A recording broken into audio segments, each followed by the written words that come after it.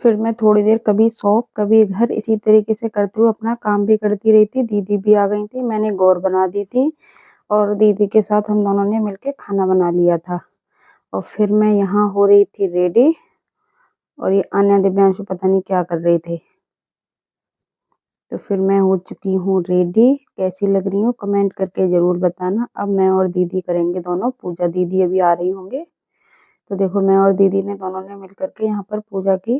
पहले जो हम पूजा करते थे वो हम दूसरी साइड क्या करते थे, वहाँ पर बच्चों के लिए स्टडी का मतलब एक तखत डाल के मैंने स्टडी की सारी बुक्स कर दी हैं।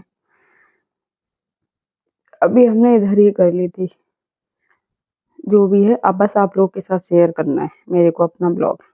जरूरी नहीं कि हमारे पास सब कुछ स्पेशली हो, जो भी होता है बच्चे तो थोड़ा वो करते हैं। दिव्यांशु कह रहा था दे दीवार अच्छी नहीं लग रही है, ये नहीं। मैंने कहा कोई नहीं, तू टेंशन न ले, हम तो ऐसे में खुश है बहुत। तो मैंने और दीदी ने दोनों ने मिलकर पूजा की यहाँ पर। और आप लोगों की पूजा कैसी होती है ये भी जरूर कमेंट करना। हमारे यहाँ इसी तरीके से पूजा करते हैं। हमारे यहाँ शुरू से जैसे करते रहते हैं वैसे ही करनी चाहिए। हमारे यहाँ वो चलने वाला रिवाज नहीं है, हमने शुरू से नहीं किया तो अब हम करते नहीं है। जैसा होता है वैसे ही करते आ रहे हैं अभी हम।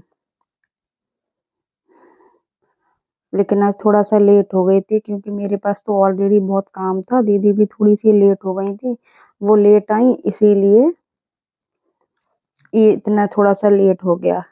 जबकि मैंने भी उन्होंने दोनों ने मिलके खाना बना लिया था,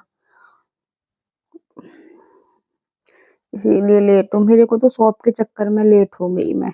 और बच्चे भी थे नहीं, बच्चे होते तो शायद थोड़ी बहुत हेल्प भी मिल जाती, लेकिन बच्चे नहीं थे इसलिए थोड़ी सी हेल्प नहीं मिली थी। और इस बार तो मैं अच्छे से रेडी भी नहीं हो पाई, टाइम ही नहीं मिला था मेरे को। लेकिन मेरे को अपने आप को बहुत ही सिंपल अच्छा लगता है। मेरे को सिंपल रहना भी पसंद है, मेरे को ज्यादा मेकअप वेकअप करना पसंद ही नहीं है। बाल बांध लो, बाल तो दिखाई नहीं देते, लेकिन इस बार मेरा मन था कि मैं अपने बालों को खोल लूं, लेकिन मेरे को टाइम ही नहीं मिला क्योंकि बालों का मैं जूड़ा बनाती हूँ तो मेरे बाल हमेशा वो छल्ले वाले जैसे हो जाते हैं। और स्ट्रेट बाल होते तो अच्छे लगते। और मेरी साड़ी कैसी लग रही है कमेंट करके जरूर बताना। वैसे मैंने ये वाली साड़ी आप लोगों के साथ शेयर कर दी थी क्योंकि मैंने इसको साड़ी व विद बेल्ट बनाया हुआ था जब ये वही वाली साड़ी है। इसका ब्लाउज था डार्क पर्पल कलर का, बहुत सुंदर लग रही थी मेरे को तो। क्योंकि मेरे को फालतू आजकल खर्चे करने की आदत खत्म हो गई है।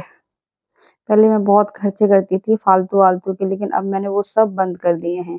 कार्तिक बदी 4 को करवा चौथ कहते हैं। इसमें गणेश जी का पूजन व व्रत सुहागिन स्त्रियां अपने पति की दीर्घ आयु के लिए करती हैं। प्राचीन काल में दुज नामक ब्राह्मण के 7 पुत्र एक वीरावती नाम की कन्या थी। वीरावती प्रथम बार करवा चौथ व्रत के दिन भूख से व्याकुल मूर्छित होकर पृथ्वी पर गिर पड़ी। तभी सब भाई यह सोचकर देखकर रोने लगे और जल से मुंह धुलाकर एक भाई वट के वृक्ष पर चढ़कर चल्ली में दीपक दिखाकर बहन से कहा कि चंद्रमा निकल आया है। उसे अग्नि रूप को चंद्रमा समझकर दुख छोड़कर वह चंद्रमा को अर्घ्य देकर भोजन के लिए बैठी। पहले कौर में बाहर निकला, दूसरे कौर में छींक आई, तीसरे कौर में ससुराल से बुलावा आ गया कि ससुराल में उसने देखा कि उसका पति मरा पड़ा है। संयोग से वहां इंद्राणी आई। वीरावती उन्हें देखकर विलाप करते हुए बोली कि हे माँ, यह किस अपराध का फल मुझे मिला है? प्रार्थना करते हुए मेरे पति को जिंदा कर दो। इंद्राणी ने कहा कि तुमने करवा चौथ का व्रत बिना चंद्रोदय चंद्रमा को अर्घ्य दे दिया था,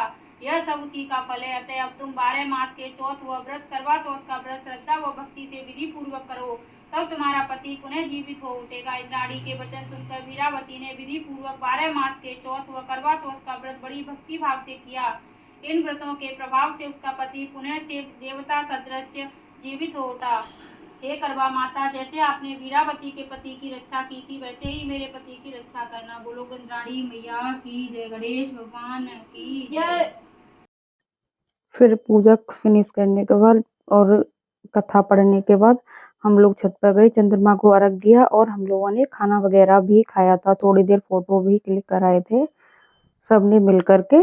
नाना जी भी आ गए थे, लेकिन वो थोड़ा लेट आए थे। जब हम चंद्रमा को अर्घ दे रहे थे उसी टाइम आए थे क्योंकि कंपनी में थोड़ा सा प्रोग्राम था, इसीलिए वो भी लेट हो गए थे। क्योंकि आज मेघा का बर्थडे भी था तो हमें वहां भी जाना है अभी, तो वहां का भी मैं आपको दिखाऊंगी।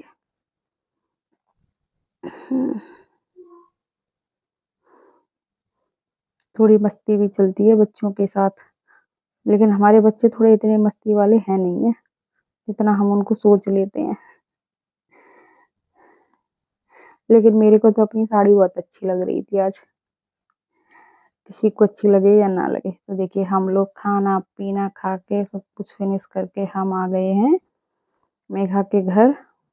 आज है मेघा का बर्थडे और फर्स्ट टाइम मेघा का, जब से मेघा बड़ी हुई है तब से लेके आज तक आज मेघा का बर्थडे मना। आज मेघा बहुत खुश है। बहुत अच्छा लग रहा है मेघा को खुश देखकर, क्योंकि मेघा का हमेशा मन होता है कि मेरा बर्थडे मने ये हो। लेकिन भाई साहब को ये सब चीज पसंद नहीं है तो भाई साहब नहीं मनाते हैं।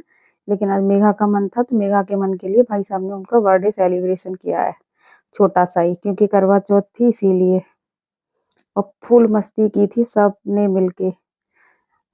और आनंद जी तो वैसे भी सबके साथ मस्ती करते हैं, उनको तो फैमिली के साथ रहना बहुत अच्छा लगता है। मेन उनका रीजन होता है कि उन्हें फैमिली के साथ रहना है, चाहे कैसे भी रहो बस फैमिली के साथ रहो। फुल फैमिली अपनी एक साथ रहनी चाहिए। और हम ही सब लोग रहते हैं साइड में, भाई साहब भी कहीं बैठे होंगे, मैं साइड से ब्लॉग बना रही थी।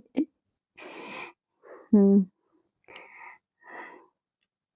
और सब लोग बहुत खुश हैं। हम तीन रहते हैं, भाई साहब, हम और भाई साहब और मेघा के पापा, हमारे तीन और हैं मेरे जेठ जी, क्योंकि मैं अपनी फैमिली में सबसे छोटी हूँ। और जो येलो कलर की साड़ी पहनी है वो भी हमारी दीदी है, मेघा की चाची हैं, मौसी भी लगती हैं वो। लेकिन भाई साहब नहीं आए हैं, वो आई हुई हैं, वो भी कल ही आई हुई हैं यहाँ पर। तो इन लोगों ने, ये बाहर रहती हैं जयपुर। दो भाई साहब और हैं हमारे, वो भी बाहर ही रहते हैं।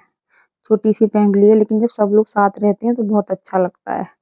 वही हम मेघा का केक कटिंग हो रही है। भाई मेघा की खुशी का तो कोई ठिकाना ही नहीं है। लेकिन मेघा को ना बहुत चीजें स्पेशल चाहिए। इस बार उनका मन था कि वो बाहर कहीं अपना रेस्टोरेंट वगैरह में बर्थडे मनाए, लेकिन आज करवा चौथ थी इसलिए थोड़ा सा स्पॉइल हो गया। क्योंकि कितना भी जल्दी करते हैं तो फिर भी बहुत लेट हो जाते हैं, इसीलिए मेघा का मन था, तो इसीलिए भाई साहब मेघा के लिए यहीं पर केक लेके आ गए, बोले कि यहीं पर कर लो। और उन्होंने ना तो केक खाया, कह रहे इसमें अंडा होता है ये वो। और हम लोग बर्थडे सेलिब्रेट करके आ रहे हैं अपने घर। और दिव्यांशु हमारा पीछे से लगा आ रहा है हमारे साथ साथ, क्योंकि बहुत रात हो गई है, 10:30 के करीब बज गए होंगे। देखो हम लोग केक लेके आए, मेरा केक खाने का मन नहीं था तो इसीलिए अन्य लेके आ गई। और अब आ गए हम अपने घर। राणा जी ने अपनी भाभीियों के साथ बहुत मस्ती की। वो दोनों सारी, मैं तो सबसे छोटी हूँ अपने घर में, सभी से छोटी, भाई बहन सब में। लेकिन मुझे भी बहुत अच्छा लगता है कि फैमिली के साथ एंजॉय करना एक साथ। और मैं तो हमेशा ही चाहती हूँ, और हम दोनों ही चाहते हैं, मैं और राणा जी।